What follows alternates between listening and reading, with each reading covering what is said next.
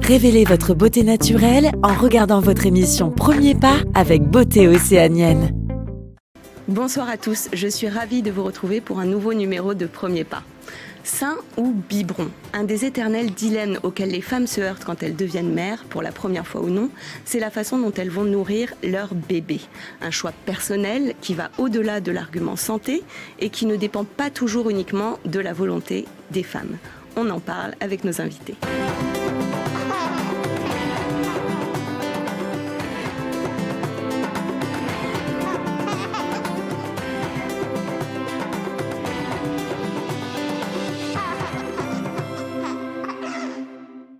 Bonsoir Aurélie. Bonsoir Mara. Tu es sage-femme, tu exerces en libéral, donc une partie de ton travail est consacrée au suivi des femmes et des bébés après l'accouchement et donc au mode d'allaitement du bébé. Merci d'avoir accepté notre invitation. Merci Mara. Johanna, bonsoir. Bonsoir Mara. Alors tu es la maman de 2 enfants que je te laisse nous présenter. Oui, donc j'ai 2 enfants, Melvin qui a 4 ans et Evan qui a 6 mois et demi.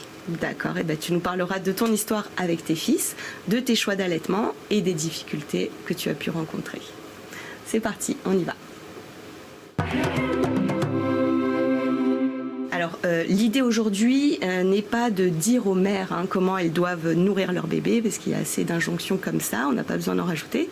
Mais en tout cas, on va essayer de donner des informations, des réponses, si vous vous posez des questions. Johanna, quand tu es tombée enceinte de ton premier enfant, tu savais déjà comment tu allais l'allaiter ? Oui, dans mon pays, la Roumanie, l'allaitement c'est une évidence. Donc pour moi, je ne me suis pas trop posé la question, c'était quelque chose de naturel que j'allais allaiter mon enfant et mes enfants maintenant. D'accord, quelque chose de complètement naturel. Exactement. Même avant d'être enceinte, tu te voyais déjà donner le sein à tes enfants. Exactement. D'accord, alors c'est un choix qui doit être réfléchi avant la naissance, de préférence. Une fois que le bébé est là, c'est mieux quand même que la décision soit prise. Nous nous sommes rendus à la maternité de la clinique Coin d'Aumagnien. Nous avons interrogé les mamans quant à leur choix d'allaitement et nous avons pu voir comment elles étaient accompagnées par le personnel soignant. Regardez. Aileen est née il y a quelques heures à peine. C'est le premier enfant de Marion et elle a choisi de l'allaiter au sein. Avec l'aide du personnel de la maternité, les choses se mettent en place plutôt facilement. Et du coup, la première mise au sein, elle a eu lieu de suite Tout de suite, ouais. On a vu qu'elle avait envie de téter, qu'elle cherchait, donc ouais, ça s'est fait tout de suite. Et un petit peu hésitante. Mais ça, c'est normal, ouais. Voilà. Et puis même là, la deuxième tentative aussi, pareil, j'ai mis un bon quart d'heure avant qu'elle trouve. C'est normal. Et puis au moment où l'auxiliaire de vie est arrivé, hop, elle a trouvé la petite ventouse et c'est bon. Bon, et ben c'est parfait. Aller le plus possible vers le naturel pour elle et pour moi, quoi. C'était la meilleure des solutions, lui donner tous les nutriments dont elle a besoin, les anticorps, voilà. Surtout les tétés du début, je trouve que c'est très très important. Je voulais essayer de pouvoir donner le sein, d'être le plus naturel possible, tout en restant ouverte au biberon quand même, parce que voilà, ça dépanne. Puis pas toutes les mamans y arrivent, donc là, il faut rester ouvert à ça. Allaiter au sein ou au biberon, un choix personnel qui dépend essentiellement de la maman et de son histoire. Joël est le 3e enfant de Géraldine. Comme pour ses 2 premiers, elle l'allaite au biberon. C'est depuis mon aîné en fait, je voulais allaiter, mais du coup j'avais pas de remontée de lait. Donc c'est pour ça que du coup ma deuxième, j'ai choisi le biberon. Et Joël biberon aussi. Voilà. Pour l'aîné, du coup, c'était difficile de passer de l'allaitement au biberon. Ça l'a perturbé, je pense. Je me suis dit, non, pour les prochains, ça sera biberon. Chaque corps de métier est là pour pouvoir accompagner dans le choix et puis dans la façon d'administrer l'aliment au bébé. Que ce soit un allaitement maternel exclusif, que ce soit un allaitement artificiel ou un allaitement mixte. Si elles hésitent, bien sûr, on répond à leurs questions, on va essayer de les informer quant aux recommandations, notamment de l'OMS, aux bienfaits de l'allaitement maternel sur la santé de maman et sur la santé de bébé. Et après, on va les accompagner sur les premières mises au sein, sur les difficultés qu'elles peuvent rencontrer. Mettez-le bien avec sur le ventre, comme ça. Ok. Là. Et dégagez le nez. Un petit peu dégager le nez. Les 10 premières suctions, elles sont toujours après. Après, vous m'avez dit que ça passait. Hein. Après, ça passe, oui. Alors là, l'ouverture de bouche, elle est plutôt bien. Un accompagnement nécessaire, le temps pour le couple maman-bébé de s'apprivoiser mutuellement. C'est vrai que c'est rassurant, ouais, voilà. C'est rassurant. Après, ouais, c'est comme pour le premier, deuxième jour, c'est bien. Après, maintenant, je me sens complètement à l'aise. Enfin, ouais. Je sais pas, je me sens à l'aise assez rapidement quand même, de toute manière. Donc, bébé, c'est ce qu'il fait, quoi. Mais j'ai la chance d'avoir un bébé où ça fonctionne bien aussi. Je pense qu'on est toutes différentes et les bébés sont tous différents là-dessus aussi. Ce jour-là, à la maternité, sur 25 mamans, 24 avaient choisi d'allaiter au sein.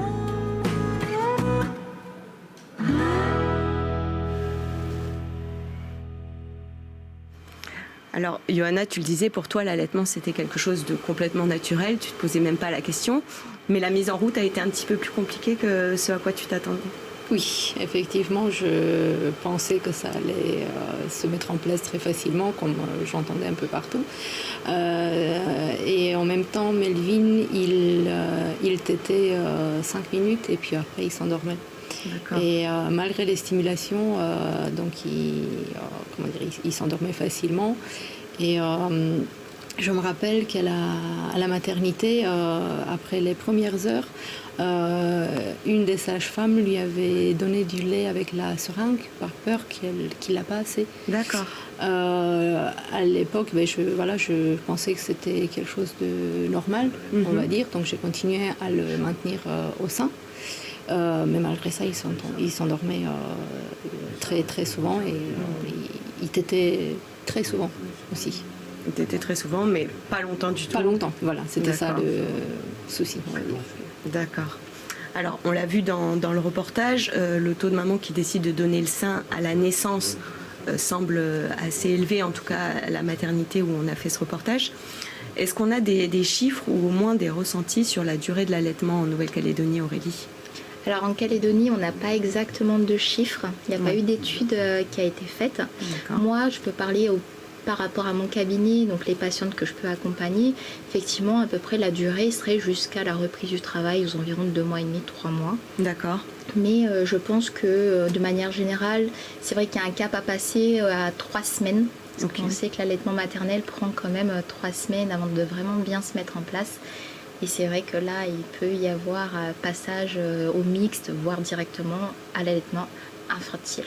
D'accord, donc on peut dire que pour les mamans qui décident d'allaiter, elles allaitent en moyenne 2 mois et demi, 3 mois. Ouais, c'est ça. D'accord. Mais ça serait vraiment intéressant d'avoir des chiffres. Oui, c'est vrai que ça serait très intéressant. Alors, pour la suite de l'allaitement de Melvin, raconte-nous un petit peu comment ça s'est passé, Johanna. Donc la montée de lait, ça s'est bien passé à la maternité. J'ai pas eu de soucis à ce niveau-là. Il prenait le sein, mais forcément très très peu. Ouais. Et donc ensuite à la maison, donc c'était toutes les 5 minutes il tétait, puis après il s'endormait. Toutes les demi-heures il était au sein, jour et nuit. Ouf. Et donc vite, je me suis mis à tirer mon lait. D'accord. En lui donnant soit après la tétée si jamais il n'était pas complètement endormi, soit à la tétée suivante. Donc il prenait le bib avec mon lait. Pour qu'il en prenne plus en fait. Exactement, pour qu'il soit un peu plus calé et qu'il arrive à tenir plus qu'une demi-heure. D'accord. Et donc c'était assez difficile parce que tirer mon lait toutes les demi-heures, jour et nuit et tout ce qui va avec, donc nettoyage, stérilisation, la mise de lait au frigo et tout ça, ça prenait vachement du temps. Ouais. Et en plus de ma fatigue habituelle, on va dire, donc ça a rajouté encore plus de fatigue pour moi. Oui. Et au bout d'1 mois et demi, on va dire, avec le papa, on se posait la question si bébé il était assez nourri par mon lait. Il pleurait beaucoup. Il pleurait beaucoup également. Ouais. Donc ça, parce qu'il avait les coliques du nourrisson, entre autres.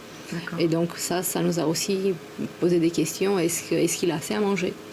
Et donc là, on a acheté une boîte de lait et puis on lui a donné son premier biberon en complément avec mon lait maternel. Et donc on a continué comme ça et j'ai continué à tirer mon lait et à l'allaiter tant que j'avais pas encore repris le travail. D'accord. Okay. Donc en mixte assez rapidement. Oui. Ok. Aurélie, qu'est-ce qui est si différent entre le lait maternel et le lait artificiel ? Alors, c'est une question majeure que la plupart des futures mamans se posent. Est-ce que je vais allaiter ou est-ce que je vais plutôt nourrir avec du lait infantile ? Il faut que ce soit une décision éclairée, à savoir la composition du lait, l'impact économique et l'impact sur la santé. Concernant le lait maternel, le corps de la femme se prépare tout au cours de la grossesse à l'allaitement. Donc il va stocker des lipides, il va produire déjà des hormones d'allaitement et on va avoir une modification de la poitrine.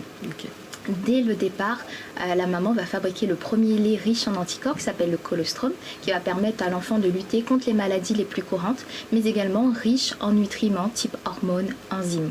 À la suite de ça, la composition du lait, donc qualitative et quantitative, va évoluer avec l'enfant en fonction de ses besoins au fur et à mesure de sa croissance. Il faut savoir que les bénéfices aussi pour la mère sont quand même assez nombreux, à savoir diminuer le risque de cancer de l'ovaire, diminuer le cancer aussi du sein, diminuer le risque de développer un diabète de type 2 et de dépression du postpartum. Ok, donc ça protège aussi contre beaucoup de maladies, mais est-ce que ça veut dire que le lait artificiel est mauvais ?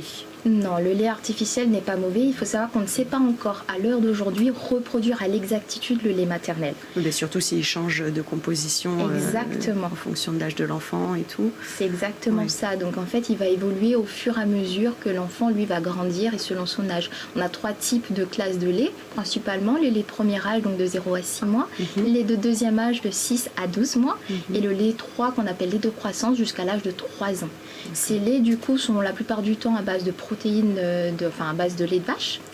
Donc on peut en avoir aussi à base de lait de chèvre ou de protéines de riz, protéines de soja. En fonction de ses convictions personnelles, on peut choisir celui qu'on veut. C'est ça. Et après, en termes de nutriments, à l'intérieur, on va trouver des lipides, des protéines, des glucides et des vitamines. Tout ce que l'enfant a besoin. D'accord. De quoi faire grandir un enfant correctement. Exactement. Mais sans tous les avantages que tu nous as cités précédemment. Et l'OMS, l'Organisation mondiale de la santé, recommande d'allaiter son enfant exclusivement pendant 6 mois. Est-ce que tu peux nous éclairer un petit peu là-dessus ? Oui, tout à fait. En fait, il faut savoir que l'allaitement maternel est un élément vraiment essentiel au niveau mondial afin d'assurer et de préserver la santé de l'enfant. On compte au niveau mondial seulement 40% des bébés qui seraient allaités exclusivement.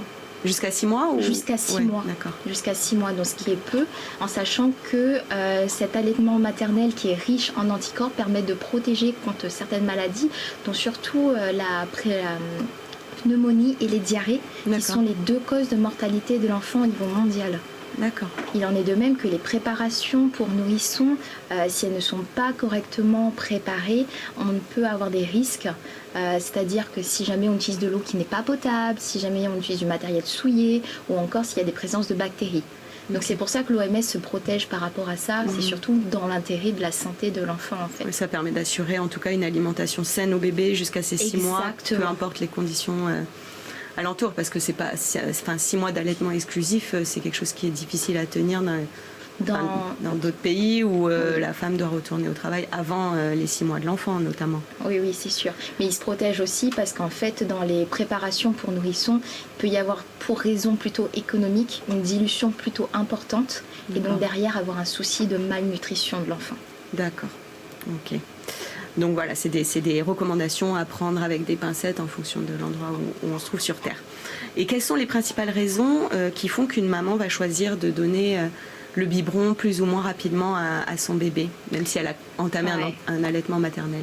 Alors du coup, l'allaitement, ça s'apprend. Un allaitement, on peut rencontrer des difficultés, donc il faut se sentir soutenu et avoir à l'écoute et la disponibilité de professionnels de santé. Donc ça peut être des sages-femmes, consultantes en lactation, puériculture, pédiatres.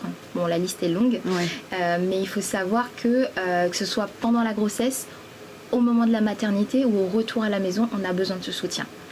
Après, il y a la reprise du travail. On est dans une société où du coup les congés parentaux sont payés, en tout cas sont très courts. Et, Ils n'existent même pas en Nouvelle-Calédonie. et du coup, c'est vrai que la reprise du travail, de pouvoir manquer de temps et de tout concilier, c'est pas évident. Et surtout, la maman, elle a une période un peu de stress, de séparation de l'enfant, et surtout de savoir est-ce qu'il va s'alimenter en son absence, parce que l'allaitement maternel, c'est à la demande. Après, il y a la place du papa. Le papa qui souhaite aussi nourrir son enfant et avoir ce lien. Oui. Et dans un autre côté aussi, il a envie de soulager la maman, tout simplement. Oui. Et surtout après, si la maman souffre un peu. Bon. Oui. Et après, juste pour des raisons d'état de santé, que ce soit pour la mère ou pour l'enfant. D'accord. Johanna, on comprend que tu as eu quelques regrets par rapport au premier allaitement de Melvin. Il y a des choses que tu aurais peut-être voulu faire différemment. Et du coup, pour ton deuxième enfant, Evan, tu t'es davantage préparée. Qu'est-ce que tu as fait de différent par rapport à ton premier allaitement ? Oui, en fait, je voulais mieux réussir mon allaitement par rapport au premier, évidemment. Et donc, du coup, je me suis mieux documentée. Je me suis entourée des personnes de confiance qui allaient plutôt dans mes choix. Oui. Et donc, au niveau professionnel de santé Professionnel de santé, oui, même au niveau familial, les personnes qui n'étaient pas trop dans cette voie-là. Donc, j'ai mis une barrière, on va dire. D'accord. Et surtout, je me suis fait confiance. Je trouve que avec le recul aujourd'hui, c'est un élément important de se faire confiance. De ne pas se laisser influencer justement. Exactement, et donc de suivre mon instinct. D'accord. Voilà. Et donc, c'est ce que tu as fait. C'est ce que j'ai fait et tout roule.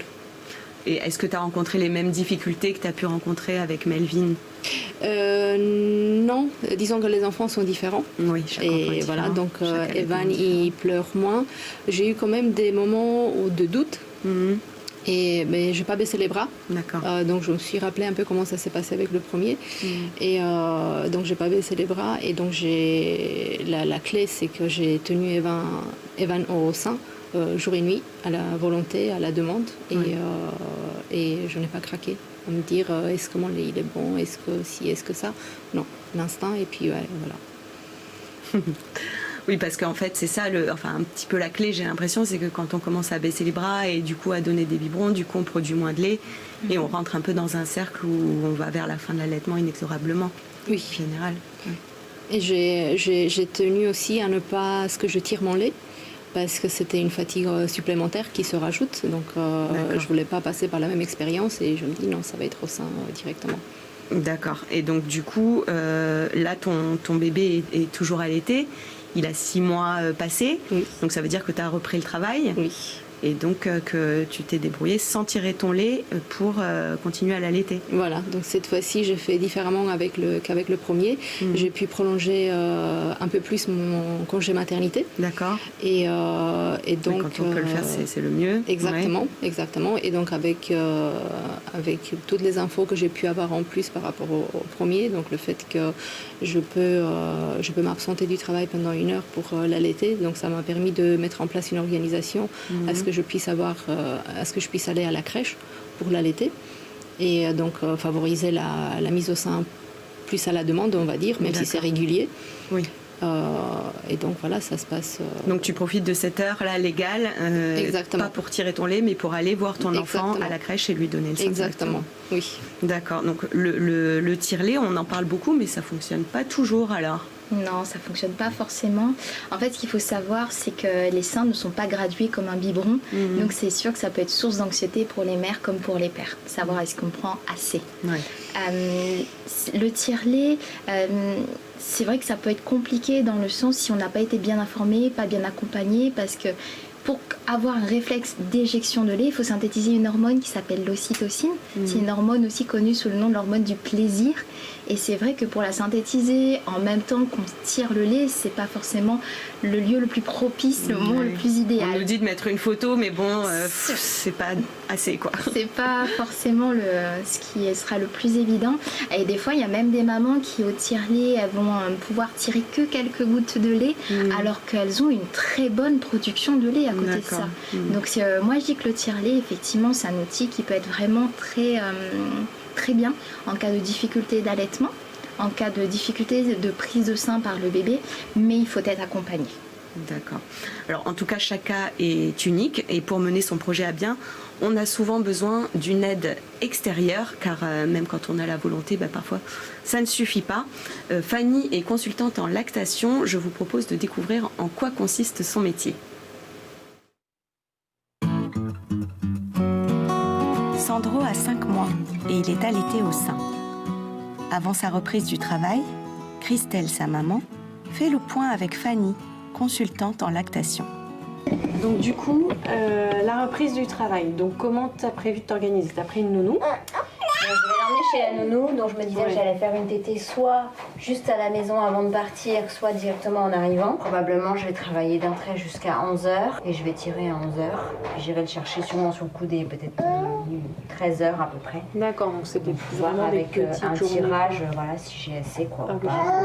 Normalement, un tirage, ça devrait suffire, surtout que tu as un double pompage. Le travail de consultante en lactation, en fait, c'est d'informer, de soutenir et d'accompagner en fait les mères allaitantes dans leur projet d'allaitement, quel qu'il soit court, qu'il soit long ou qu'il soit même inexistant en fait, mais vraiment leur apporter des informations qui ont été validées scientifiquement, leur faire part des dernières recommandations internationales et surtout de les aider en fait dans leur vie courante et de tous les jours à mettre en place en fait l'allaitement qui est le plus respectueux du bébé, de ses rythmes, de ses besoins, mais aussi de la physiologie de la lactation et surtout de ce qui correspond au mode de vie en fait des parents. On va noter en fait les choses qui seraient importantes effectivement à voir. Donc du coup, ce qui pourrait être pas mal, c'est quand même la tétée chez la nounou en fait. D'accord. Donc si tu peux matin et quand tu le récupères en fait, ça c'est top. Ensuite donc tirer du lait et en donner dans des petits contenants. Donc normalement on dit 60 ml max, mais après voir pour lui, tu vois qu'il a quand même l'habitude je pense de boire des grosses quantités. Donc tu peux mettre par exemple 80 ml maximum en fait par petit biberon. Que ce soit en cas de souci avec l'allaitement, en prévision avant la naissance, à des moments clés comme la diversification alimentaire, la reprise du travail ou le sevrage, la consultante en lactation prend le temps que n'ont pas forcément les autres professionnels de santé à ce sujet.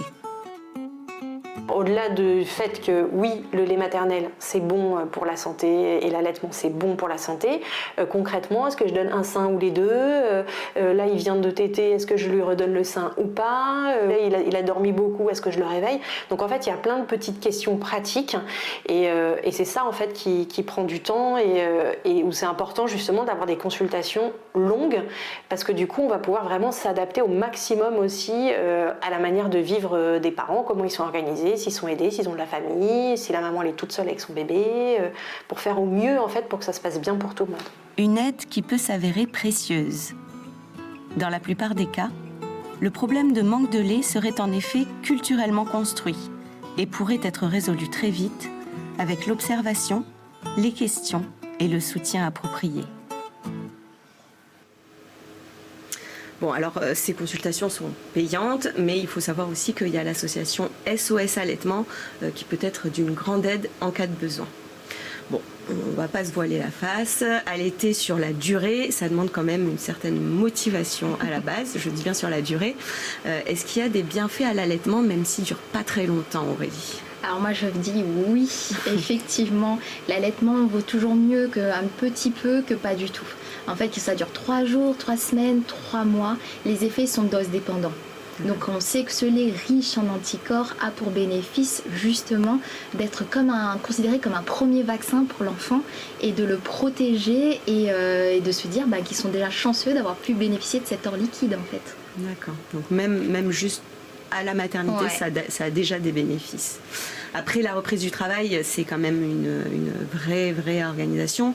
Bon, la maman qu'on a vue dans le reportage, elle a la chance de pouvoir reprendre à mi-temps. Toi, Johanna, depuis 2 mois environ, tu as repris à plein temps. Aujourd'hui, Evan, il tète à quelle fréquence, du coup ? Aujourd'hui, Evan, il tète donc le matin en arrivant à la crèche. Ensuite, aux alentours de 11h, lorsque je vais m'absenter du travail pour aller l'allaiter à la crèche, à 16h, lorsque je le récupère, et à partir de 16h jusqu'au lendemain matin, c'est à volonté.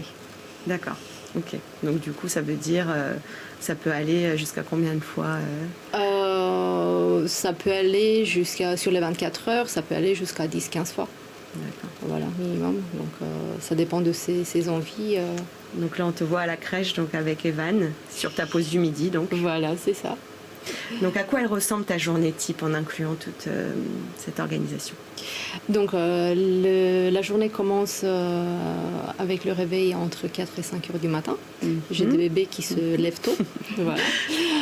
Et donc on en profite à ce moment-là pour prendre un petit déj en famille.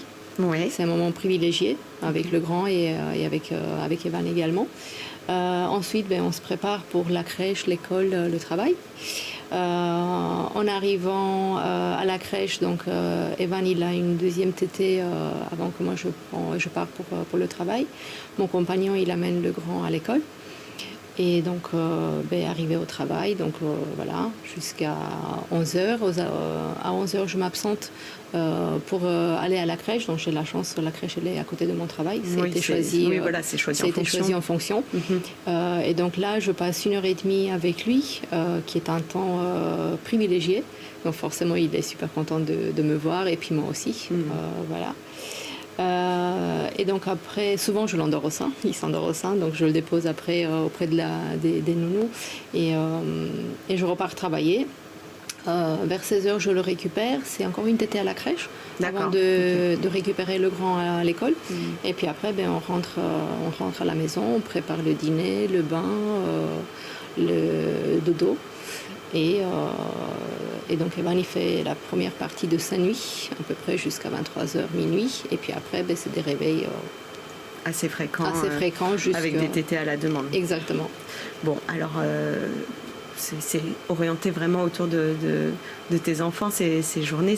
Ça peut décourager, surtout si on n'a pas la chance d'avoir un employeur qui est sensibilisé à cette cause et puis qui ne nous facilite pas la tâche, parce qu'aujourd'hui, les chiffres montrent tous que l'allaitement maternel est un enjeu de santé publique, mais qui repose entièrement sur les épaules des femmes.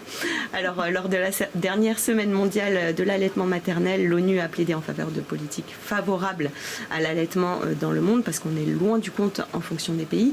Et en Nouvelle-Calédonie, notamment, on en parlait, on est un peu à la traîne, notamment en ce qui concerne les congés parentaux payés. Voilà, qui n'existe pas encore chez nous. À ce moment-là, Aurélie, quel peut être le soutien de l'entourage? Ce soutien, il est vraiment primordial pour moi si la femme veut pouvoir être le plus possible soutenue dans cette décision. Que ce soit le conjoint qui a un regard plutôt approbateur et admiratif de sa femme, que ce soit la famille ou même les amis qui peuvent aider pour des tâches ménagères très simples comme la lessive, faire des courses, préparer des repas pour que la maman puisse passer le maximum de temps à se reposer avec son bébé. Que ce soit des professionnels de santé qui suivent la mère et l'enfant pour être attentifs, une écoute, répondre à des questions, les guider. Donc là, pas hésiter à changer aussi si on ne se sent pas bien soutenu. Exactement, il faut pouvoir être soutenu. Donc il faut aller prendre des informations un peu partout et jusqu'à ce que on soit totalement assuré de ça.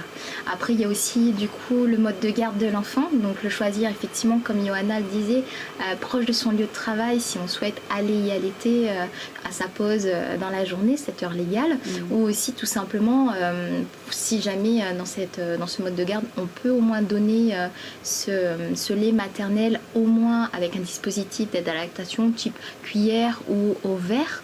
Après, il y a l'employeur et les collègues. Donc effectivement, ça va être des horaires peut-être aménagés de planning, s'entraider et avoir aussi un local à disposition où la maman, si elle souhaite tirer son lait en toute intimité, et un local vraiment propice à ça. Et bien sûr, ce que je recommande aussi, c'est d'être entourée d'une communauté de mères qui ont vécu ou qui vivent la même expérience afin de garantir un allaitement maternel sur la durée. D'accord. Oui, donc l'entourage a quand même une grosse part à jouer dans la réussite ou pas de l'allaitement. C'est d'ailleurs l'objectif de la très prochaine semaine mondiale de l'allaitement maternel qui aura lieu donc à partir du 12 octobre, qui est donc cet objectif qui est donc de faire passer le message que chacun a un rôle à jouer en fait pour soutenir l'allaitement comme tu disais, professionnels, l'entourage des entreprises, le monde de la petite enfance et pas uniquement les mamans. Voilà, c'est dit. On arrive au terme de cette émission. Merci à vous deux d'avoir accepté notre invitation. Merci à vous à la maison de nous avoir suivis. Cette émission ainsi que tous les autres programmes de Calédonia sont disponibles en replay sur notre site internet www.caledonia.nc. Excellente soirée à vous.